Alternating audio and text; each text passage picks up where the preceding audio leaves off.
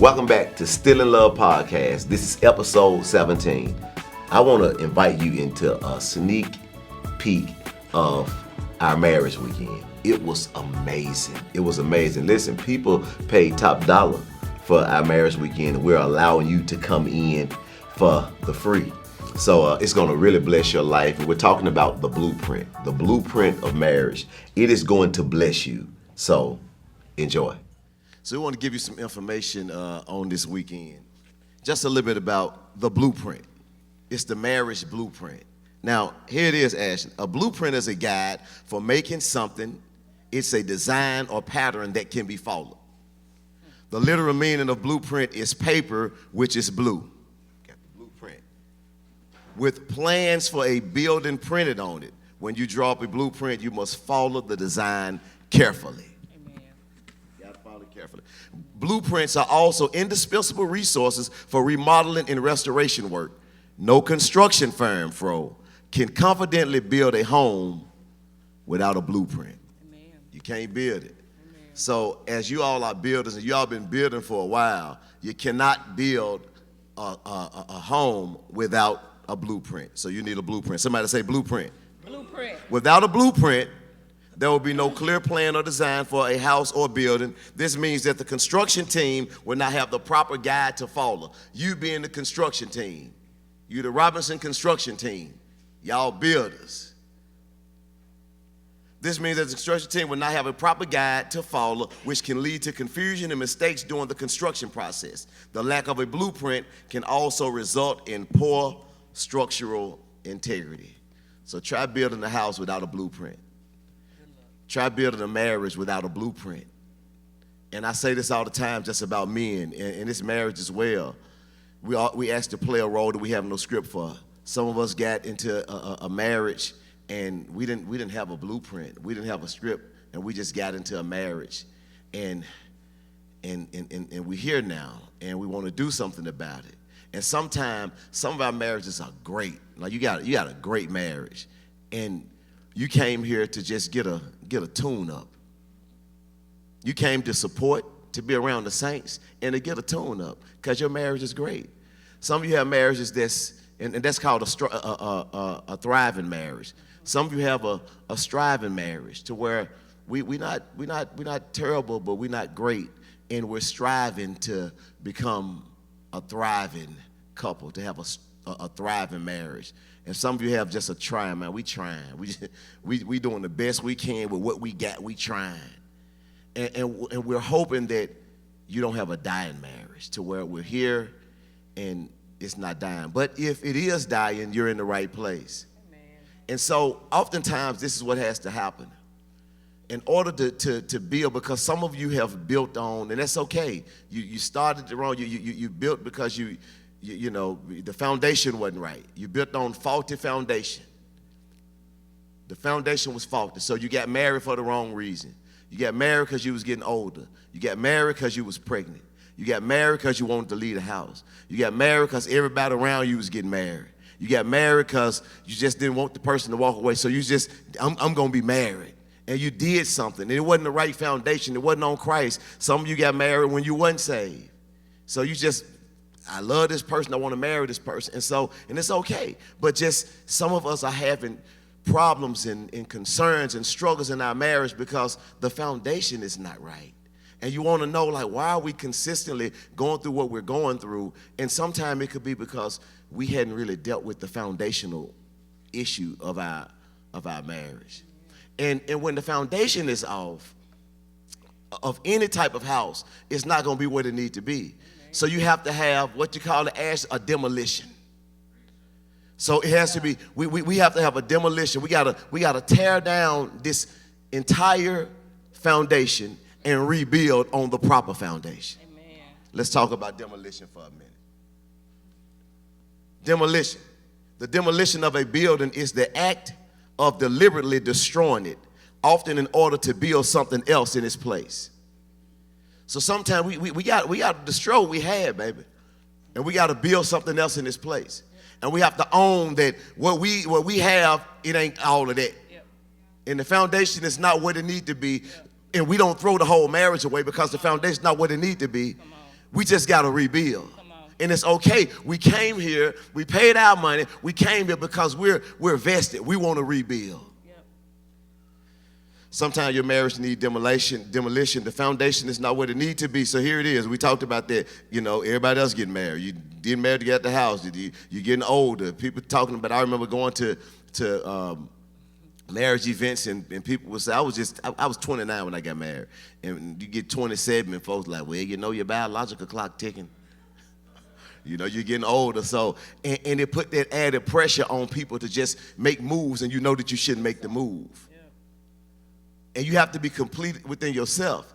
I wanted to be married, but I didn't allow myself to become impulsive because of what I saw and what I was around. I had to make sure that I was locked in with God and where I needed to be. But sometimes we didn't do that, and it's okay. We didn't do all the right things. We didn't make all the right decisions, and it is okay. Yep. Faulty foundation. It's been infidelity. It's been untrust. It's been lies. It's been abuse. We've built this thing on the wrong thing. We've been consistently building rather than demolishing it. Rather than having a demolition, we've just continued to try to build on this faulty foundation. But we're going to find out sooner or later that this is not working. The foundation is not there. The foundation ain't there. So if the foundation is messed up, we can't keep building on this. We have to do something about the foundation. So let's demo it. Listen. And some folks also get married because they don't think they can do any better. You know what I'm saying? So I don't think I can do no better, so I'm just gonna do it. This is the best I can. This is the best I got right here.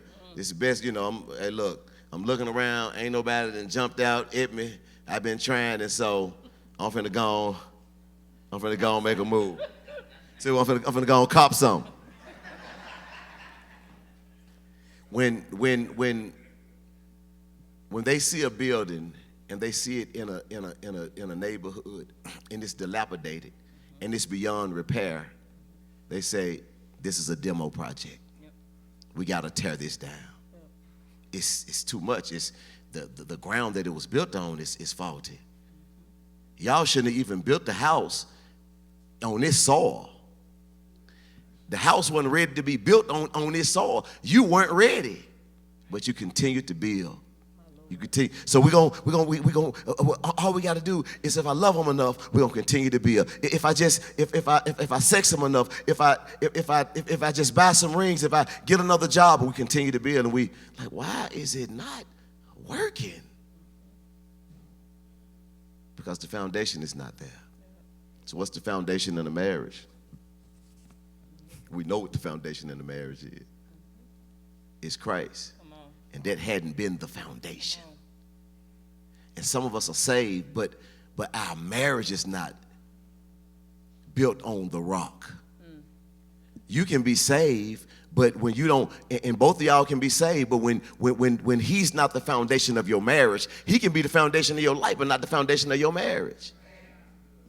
To where we don't make him, we do our own thing. We're separate. I'm saved, you saved, but the marriage is not built from the foundation of Christ. So we got to do a demo. We got to start over. We got to rebuild. It's okay. We're going to rebuild, baby. So rebuilding is we're tearing down the old mindset, the old ways, the old culture, the old way of doing things. We're tearing down that. How we used to do things, we can't do it like that. We have to tear that down. How we used to go about our business, we have to tear that down. If we're pressing reset, if we want to start over, then we have to change the way that we think. Look at what happened. God called a man by the name of Gideon. He called him to ministry. He called him to purpose. And to let him know, I'm going to use you to go and be a judge. And you're going to deliver the children of Israel out of the hand of the Midianites. Gideon was afraid. He said, I'm the least in my family. I'm the least in my tribe. He was insecure. He didn't think that God could use him. And God said, in spite of who you are, in spite of where you come from, in spite of your insecurities, I can use you and I will use you. But before I really get ready to do that thing, look at somebody and say that thing. Before I get ready to do that thing in your life, there's some things that you have to go and do. I'm getting ready. God had already called him. Listen, God didn't tell him to do this and then call him Mooney. He didn't say, all right, you got to do this thing, then I'm going to call you. God called him, and then he said, now that I called, now that you're called, there's something that you have to do before you can truly walk in the calling that I've called you to. So some of you married, and it's okay. So we married, and we weren't equipped, but now, before you really can propel to the next level and be where you need to be in marriage, there's some things that must take place. This is what God said to Gideon in Judges 6:25 and 26. He said, that same night the Lord said to him, take the second bull from your father's herd, the one 7 years old. Tear down your father's altar to Baal and cut it down, and cut down the Asherah pole beside it. He said, before we can do this thing, before you can go forward, you're a man of God. I've called you. I've chosen you. But this is what you got to do before you go forward. He said, take the second bull from your father's herd, the one 7 years old. Tear down your father's altar to Baal and cut down the Asherah pole beside it. Then build a proper kind. He says, so in order to go forward, you have to tear down your father's ideology. You have to tear down your father's altar. In other words, what your mama showed you, what your mama taught you, what you saw on television, what you saw in your family, the divorce, the controlling women in your family, the whoremongering men in your family, these things that you saw, everybody in your family cheated, everybody in your family got divorced, what you saw, what was passed down to you, you got to tear down that ideology and know that we don't have to do what we saw. We don't have to be what we saw, what we was exposed to. We don't have to be that. He says, so tear it down. Now, once you've torn down the altar that wasn't supposed to be, he said, now this what you got to do. Because it's not enough to just tear down the altar. You got to do something else. What my mama showed me wasn't right. What my daddy showed me, the examples that a lot of us saw were not healthy. Some of us saw a mom and a dad that was married, but it wasn't healthy. Daddy ended up the house. Mom cheated. I mean, you saw different things that it wasn't healthy. You saw your daddy, he was solid, but he wasn't a kingdom man. You know your dad, he got kids outside the marriage. So you've seen that. And these things weren't healthy. Though you love your mama and love your daddy, this wasn't the proper way. So some of us, we never got the blueprint. We never got a true blueprint of what kingdom looked like in marriage. This is what a kingdom man should be to his wife and how he should handle his kids and go about his business. This is what a kingdom woman looks like. She know when to speak. She know when not to speak. She know how to submit. She know how to affirm. This is what it looked like. So a lot of us didn't have that. And so he said, so what I want you to do before you can have that, tear down the faulty thinking, what you saw, what was not right, what was out of order. Now that you've torn that down, he said this, look at what he said. He said, then build a proper kind of altar to the Lord your God on the top of this height, using the wood of the Asherah pole that you cut down. Offer the second bull as a burnt offering. He says, so tear down the one that means you no good and build the proper kind. So you're kingdom builders today. You're construction workers today. Getting ready to work on your marriage. We working on the marriage. We got a blueprint, and we're not going to deviate from the blueprint. We're going to follow the blueprint and work on our marriage because God has called us to something that's great. We don't deviate, and every last one of you got a different blueprint. You got a different type of, you got different instructions. Now, a lot of it is the same. A lot of it is the same, but your situation is different than that. You may have a 4-bedroom house. You may have a 7-bedroom house. You may have a 3-bedroom house, but your house is your house. Amen. And you have to follow the blueprint for your home. Amen. Don't deviate from it. Well, we don't really need God. You messing up the foundation. Well, I like the material. I like the information. And I like how they dissected communication. But, you know, the God piece, you know what I'm saying? I know God. I love God. He cool. No, if he is not the center, if he is not the head, if your foundation is not built out of Christ, everything that we say after this means nothing. Whew. Did y'all just hear that? If the foundation is not built on Christ, ain't nothing else that we say. Anything else we say, it don't mean nothing. It don't mean anything. It ain't gonna work. It don't mean anything else. I mean, just good material. It'll work for a minute. You can apply for a minute, but the foundation is off. It's on quicksand. It's cool for a second, but if it ain't based on Christ, eventually you're going to sink. Can you say amen? Amen? Come on, girl. I ain't heard your voice. I think it was wonderful. I'm enjoying listening to yours. Girl, come on, Keep girl. Going. You got something for us? Okay. Come on, it's great. All right. Let's build a new one. The kingdom kind, the godly kind. Not what you saw in your family. Now, I share this quite often. In Genesis, when God created the heaven and earth, he created the animal, the fish, and everything. Then he created Adam, and he gave Adam instructions. Adam, you can eat from any tree in the garden, but this tree, right here, this particular tree, don't eat it. The day you do, you gonna die. So don't touch that. Then Eve wasn't even in existence. She was still in a part of his rib. God put Adam to sleep, created Eve from Adam's rib. Eve is now in the garden, enjoying the garden. Adam and Eve, they're both in the garden. Eve entertains a conversation with a serpent, the devil who came in the form of a serpent. She's talking to the serpent.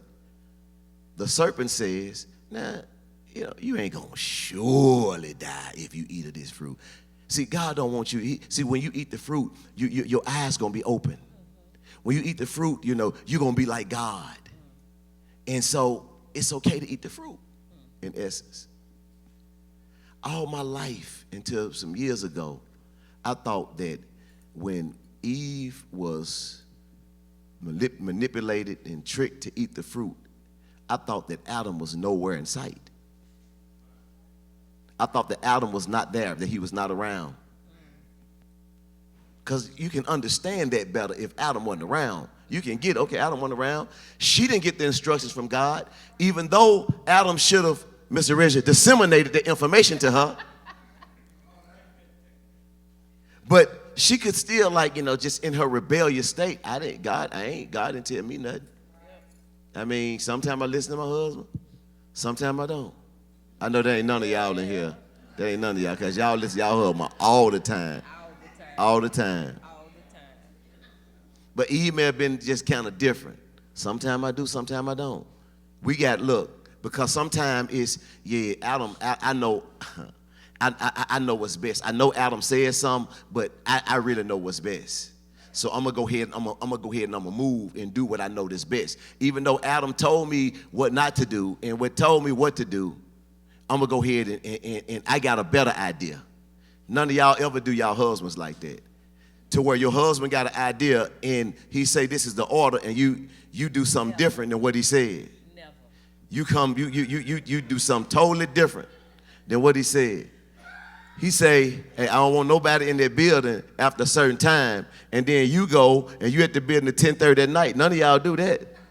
I hope y'all don't. None of y'all do that to y'all husband. I hope y'all don't. And y'all husband call y'all, and then you act like you don't see him call because you know he's finna get on you, and then you don't answer the phone. Then he got to call somebody from the staff to make sure, hey, wait, put her on the phone. Put her on the phone. That sound personal. That sound personal. That sounding real personal up here. I know none of y'all deal with that, though. Real personal.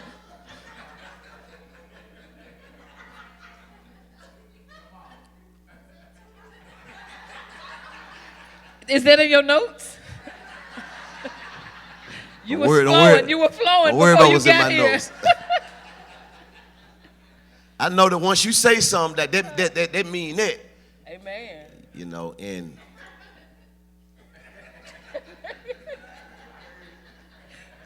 I mean. So Adam must have said something. Eve because, okay, I know we talked about this, but you really, know what you're talking about, but I'm gonna make it better. I'm just gonna go and do it. I'm just gonna go and make a move. I'm just gonna go and call anyway. I'm just gonna go on. Eve was I'm just gonna go on chick. Some of us are I'm just gonna go on chicks. I know he said it, but I'm just going. I know we supposed to be doing it, but it's like, you think you helping the situation, but you ain't helping the situation because he said this the order and this we supposed to do. But don't help me. I told you to. Ladies, we just gonna look. Just keep looking this way, okay? We don't lean to the side. I got you here. Just look. Carry on. So this woman talking to the serpent, entertaining the serpent, and the woman then ate the fruit. She was deceived by the serpent. She ate the fruit. And then the Bible says this. She gave some to her husband who was right there. He wasn't, I understand if she made that decision and he wasn't around. She still was out of order. But I'm speaking from Adam's perspective. How in the world, Adam, were you sitting there, God gave you the instructions, and you seeing y'all falling off the cliff? She's entertained. You didn't step up. No, brother, don't talk to my wife. No, baby, come on. We're not talking to this devil. We're not talking to the serpent. We get our cues from the Lord who created us. We don't listen to anybody but God. She didn't do that. He didn't do that. He listened to his wife. He stood there. He heard the conversation. He listened to his wife. He ate the fruit, and sin entered into the earth. Listen to this here. So listen, Sharon. So when sin entered into the earth, the Bible says that he gave the man his consequences, gave the woman her consequences. He said, your desire will be unto your husband. Not that you'll love him, not that you're going to honor him and I just want to do anything from him. Your desire would be unto your husband, so your desire would be to take his role. Your desire would be to take his role. And so then it's a battle of the sexes. And so that's why it's a lot of contention and fighting and nitpicking in the marriage, because there's something deep-seated in the woman that hadn't truly been regenerated that is, I want to take his role. I don't really think it. I don't think about I want to be the man, because I know I don't want to do what men have to do, what men do and go. I'm glad that I'm a woman, but there's some divisive I want to take his role. But that's a part, listen, that's a part of the consequence. So it's not that you just made a decision that I want to do my own thing. That is a part of the consequence. Her desire will be unto her husband. I want to take over. I want to do my thing. And we see that all the time. We see that now. That's a conflict. You gonna let me lead, or you gonna lead? You gonna let me lead and not have anything to say, and not you be a doormat, not you just but you tell me. You tell me this. I say we're gonna do this. You bucking everything I say. So you tell me what we're gonna do then. It's the battle. And there it is. So sin is into the earth. And that's the conflict with men and women. It's the battle of leadership. Now, this is where it starts. And so throughout Scripture, we see. So Paul gives, this is the answer to that. Because the consequences is for man to work and women to have pain during childbirth. And so there's several consequences that the snake received, that the man received, and that the woman received. But we're talking about the one of it's the conflict. So Reggie, sometimes this is why we're in conflict. But this is why we're in conflict. It's that thing in me. It's the seed that's in me from Eve. Check this out. This here messed me up right here. Listen. So God made men to lovingly lead and wives to humbly help. Okay? He made men to lovingly lead, not lead with an iron fist, but to lead lovingly. Lovingly lead, and for wives to humbly help. Sometimes your help ain't humble. And sometimes what you think is help, we see it as control. Because some things I'm not asking you, I got this. Me and Tori have had conversations before, and I know that oftentimes with kingdom men, especially kingdom men, Kingdom men who hold it down. There's some things, I mean, she make me better. She helped make me better. There's some things I got it. And you got to know I got it. And I don't need your help in that. Because it sounds more like control when you come how you come when you come like you come. See, I've had to let her know this before. Hey, listen, before we got together, I was leading. Before we got together, I was handling my business. So I can handle my business. I can lead. I can do this because I was doing this. Your role is to help in the process. Not to try to dominate, but to help in the process.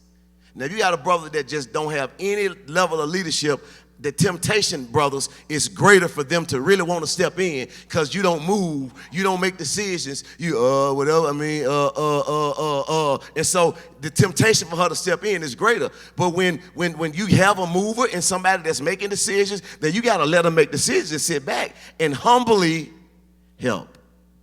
Listen to this here. Adam was placed in the garden first to exercise dominion over it. As Paul says, the husband is the head of the wife, also Christ is the head of the church. Eve was created to be a helper. This doesn't mean, Sister Dawn, that she was created to be a doormat. So we don't lead them in a domineering fashion because she's not a doormat. She's here to be a helper. Look at Hebrews chapter 13, verse 6. Hebrews chapter 13, verse 6 says, so we say with confidence, the Lord is my helper. I will not be afraid. What can mere mortals do to me? The wife is to be a helpmeet. So look at the similarity. God is called a helper. Our wife is called a helper as well. There's some power in that. To where, my God, God is our helper. God blessed Adam with Eve to help him. So we have to understand and not be prideful and do our own thing and not receive the help that our wife is intended to bring to us. You have to walk this thing a fine line, because sometimes helping can hurt, sometimes helping can lead into control. And brother, sometimes we can reject the help that God has given us because of pride. God brought her to make us better, and sometimes we get so prideful, I'll do it myself, I'll let it break, I won't do it just because she said something. We know she done gave us the juice. Now, I got it. No, baby, only thing you got to do is this, because they think quicker than us sometimes. They think quicker than us. We trying to figure stuff out. It take us 20 minutes. Only thing you got to do, baby, just plug this in the socket and do it, and just walk. That's the answer we should say. You right? No, we ain't saying. No, I got it. What I was trying to do, I'm gonna figure it out. I was gonna plug the thing over here. Then I was gonna. And they just looking like po thing. Just chill out, dude. I knew y'all were gonna talk. I ain't trying to run your life. I'm just saying it can be simple. I'm thinking, how we gonna do this one? It take me 25 minutes to figure this thing out. She's the only thing you gotta do is, and I got it.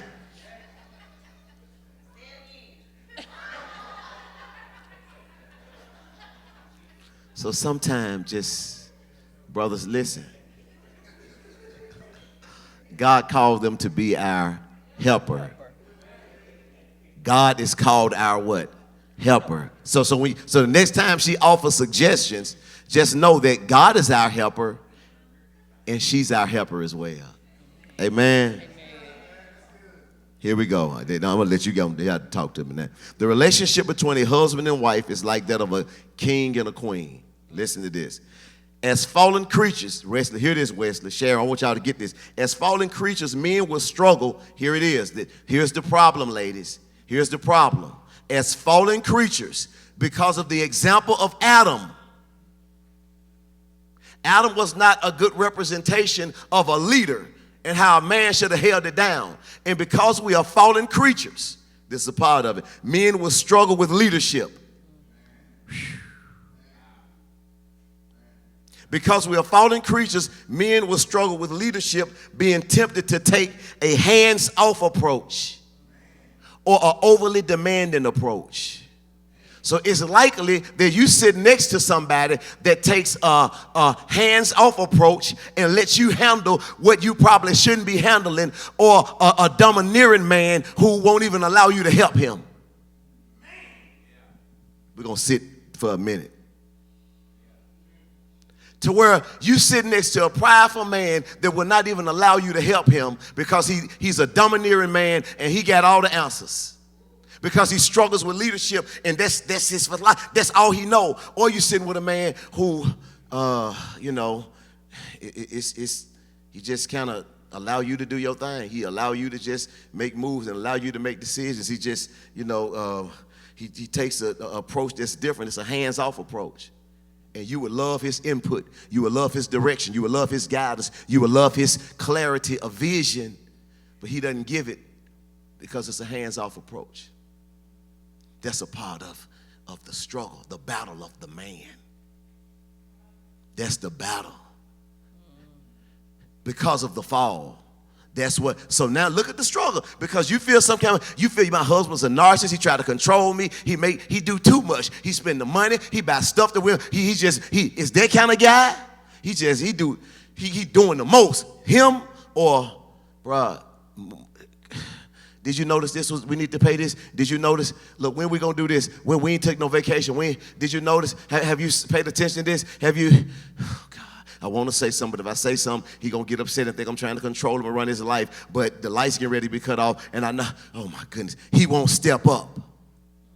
It's a struggle. It's a struggle because of the fall of Adam. Women will struggle with submission, being inclined to usurp or disregard the God-given position of her husband's leadership. That's your struggle. That's your struggle. I love him. I married him. I called him my king. But my struggle is this: my lack of willingness to submit, being inclined to usurp him and disregard the God-given position of leadership in your life. And that's our concern with our wives. It's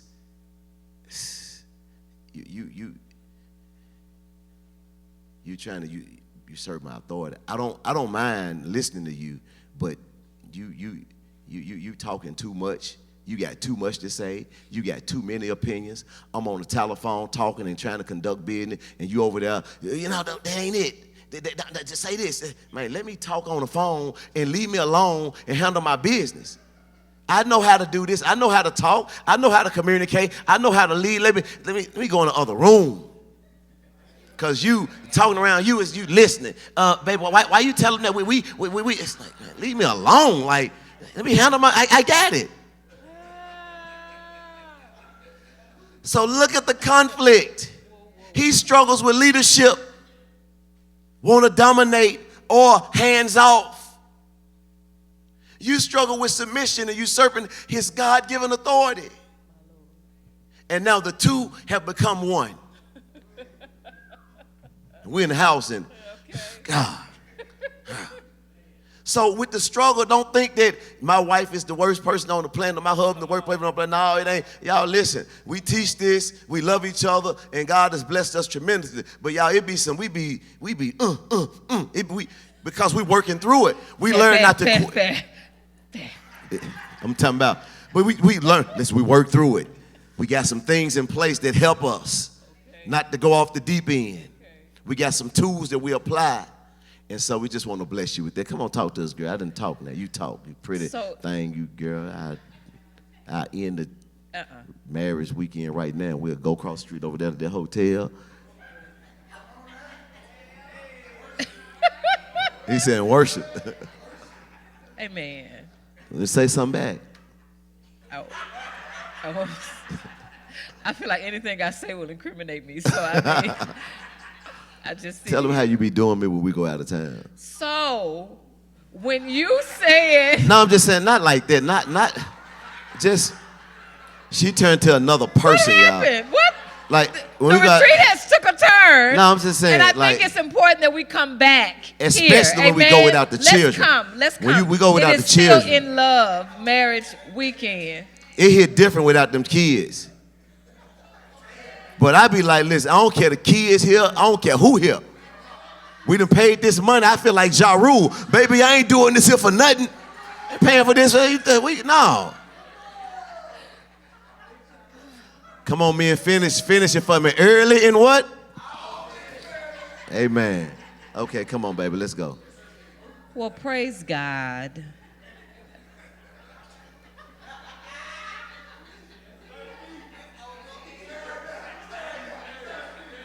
You want to finish? Go ahead. You got them riled up now.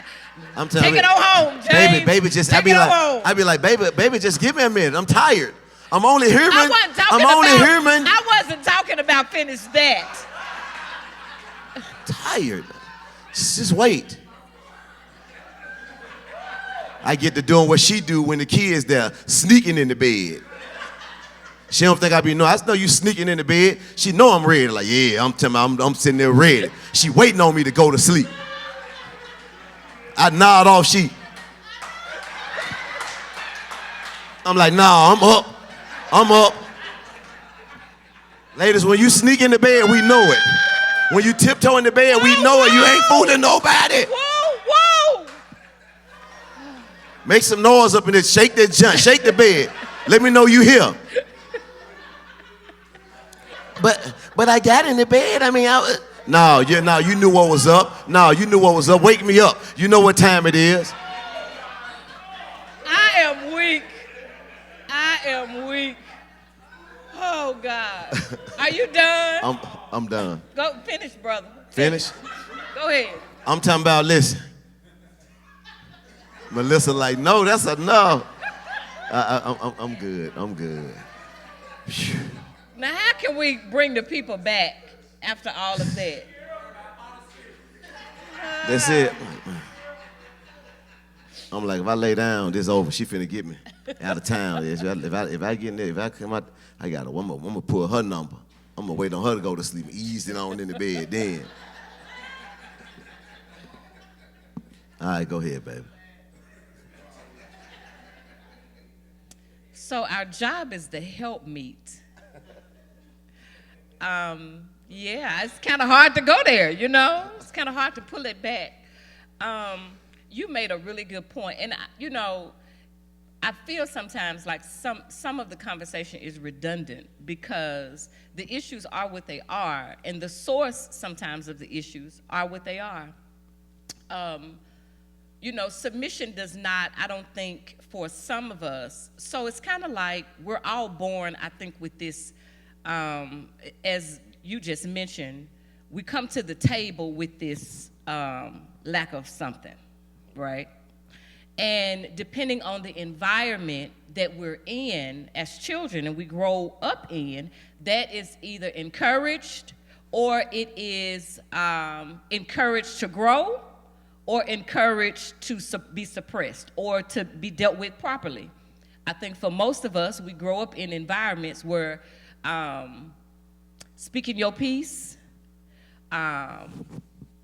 is what I'll say. Doing the most is encouraged. And sometimes not just encouraged, but it's needed because if I didn't take care of it, who would? And so we bring that into our relationships. And so learning to be a helpmeet is just that. And I think sometimes as women, we have to pull back and give ourselves a little bit of grace. And you have to say, hey, look, I don't come to the table with some of that, but I am willing to learn. I am willing to do something different. And if you can start there, it will absolutely, positively get easier. But you have to be willing, and first you just have to admit that, yeah, I do bring this to the table. Many of us don't want to admit that we come to that table, and we bring our voice to the table. We bring a lot of what he was mentioning. We bring that. We love the fact that we are helpers. We just sometimes don't understand our boundaries. And because we don't understand the boundary, we always stepping over it because we feel like we just get comfortable in that role of being the helper. And when you don't, whether you ask for it or not, it's kind of like what we do to our kids. Whether you need my help or not, I'm going to help anyway. Here, put these socks on. I done already laid it out. Now I got to tell you how to put them on. Now I got to tell you how to put the clothes on. Now I got to tell you, and it's like if you laid it out, turn around and walk away. But no, we got to give the extra. We're going to do the extra. And first is just recognizing, and especially, sister friends, if your spouse at any given time has told you that you're doing a little too much, if he has made it aware, let me go and pay attention to that. Even though I may feel like all I'm doing is making suggestions, I'm offering just a little help. Sometimes my little help is hurting. So I recognize that and I say, okay, you know what? Let me work on that. Let me absolutely, real deal, work on that. A few weeks ago, maybe about a month ago now, had the opportunity to go to this retreat, right? And I'm there, and I'm not really sure what to expect when I get there. I'm just kind of like, okay, I'm going to just kind of see. Never gone to one like this, so let me just go. And sitting there, when the first speaker got up, they started talking a lot about your childhood. And so they talked about most of what you are, if there are any effects or consequences or behaviors in your adulthood, and they are negative, you can trace a lot of those back to your life between the ages of 0 and 12. So I'm starting to think, oh, well, I see where that come from, 0 to 12.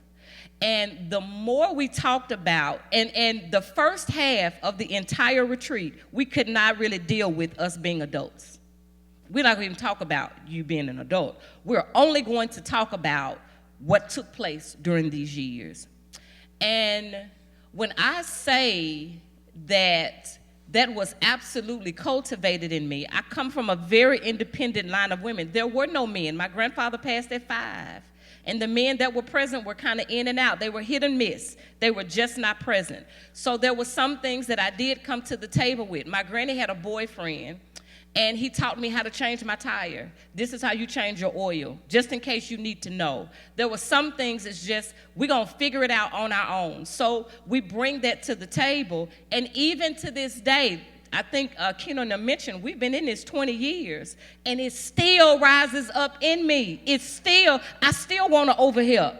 I still want to offer an opinion that I was not asked.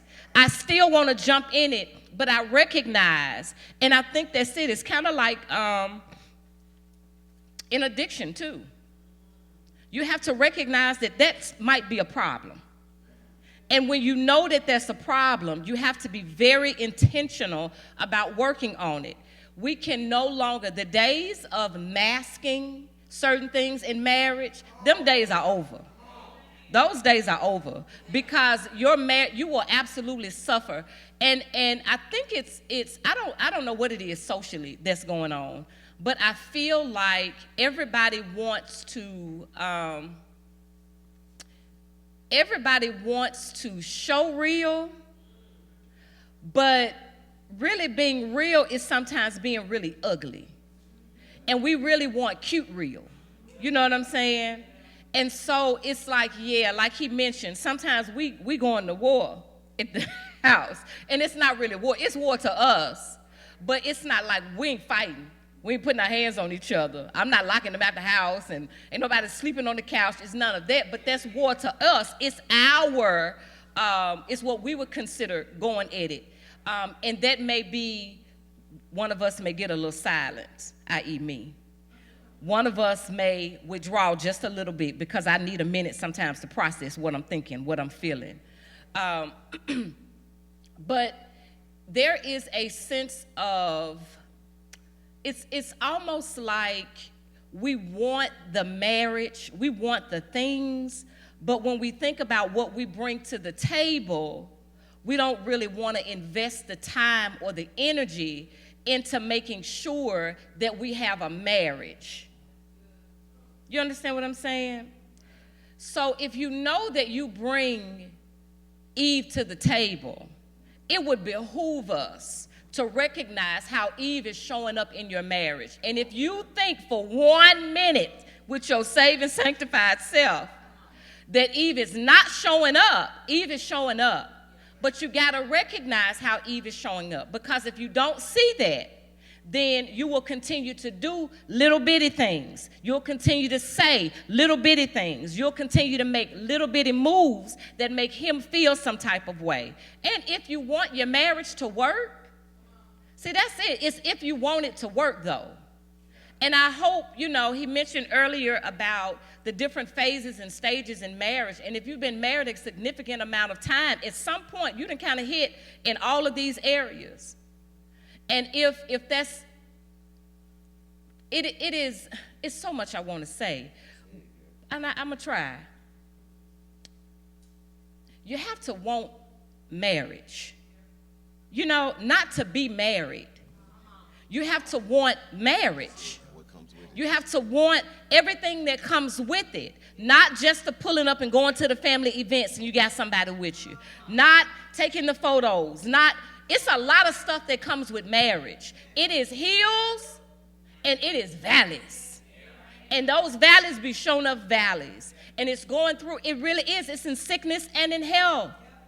It is in low periods where you don't know what you're going to do. And it's in high periods financially and low periods financially, where you are ramen noodling it. And it ain't by choice. It's not by choice. The coins ain't flowing like that. And so in all of these, but that is what marriage is. But if in your mind you only want this ideal of marriage, then you'll forever be bumping your head into a brick wall, because it's not going to work. Because you're not going to be doing the things that you need to do to maintain marriage.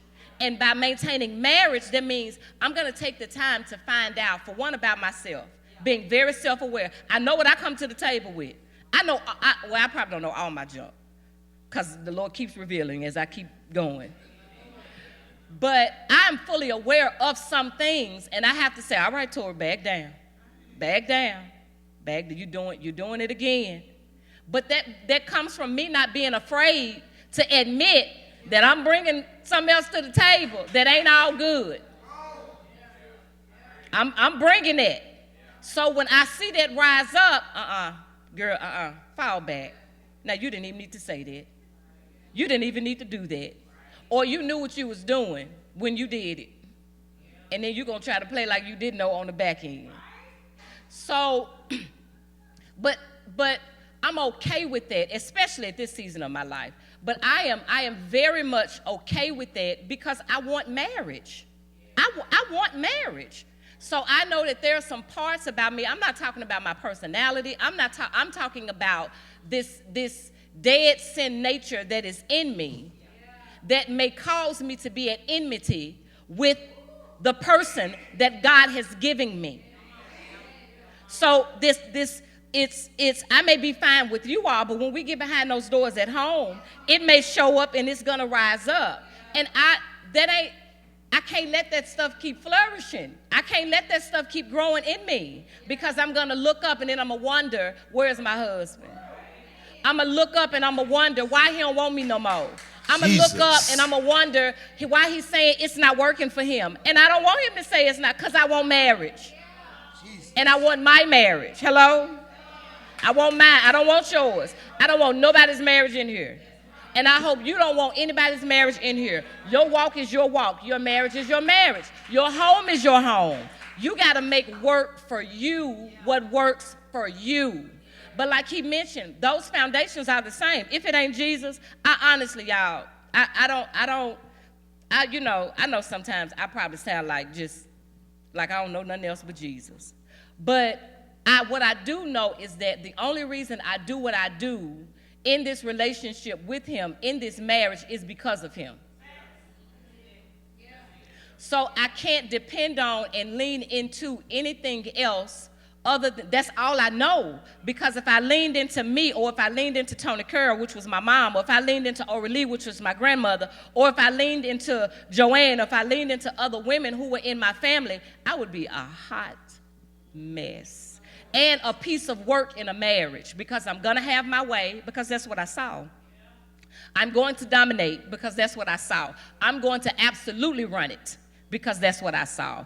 And sometimes I think men have very good intentions. And starting off on the journey, we both have really good intentions, but we can be really heavy. We can be really present. And our presence sometimes stifles them. And so it's almost like we beat them into submission. We beat them into submission because we can be so controlling. We can be so, and you know, but again, we're building this weekend. We're building. So if that is you, or if something kind of came down your road and you like, dang it, I got Eve showing up in me. Don't treat that flippantly. Don't treat that as if, you know, like, it's okay. It's just I got a little Eve in me. You can't treat that flippantly. You can't do that. It's little foxes that destroy the vine. It's the little bitty things that we hee and ha about that he's sitting over there like, yeah, that wasn't even cool. That wasn't funny. So, yeah. Come on. So we can stay on time. That was good, girl. Amen. Come on, y'all. Give God a hand clap of praise for this. Amen.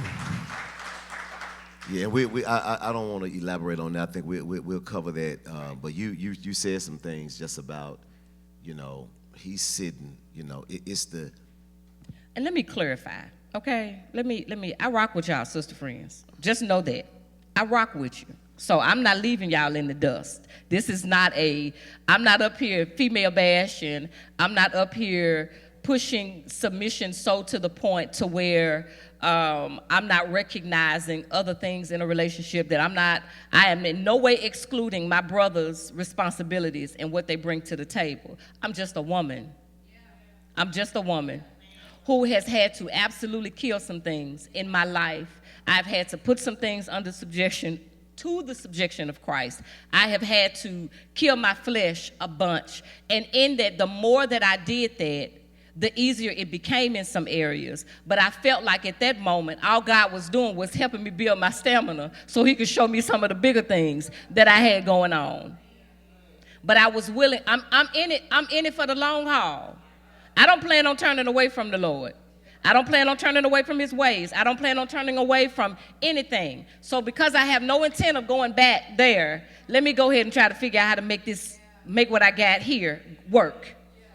And I'm not in it like anything that I do. Now, personality-wise, I'm probably not going to be the first to jump up. I'm probably not going to do some things. I'm probably going to sit back and just watch everybody else have an amazing time because I enjoy that. But I can't do that in my relationship.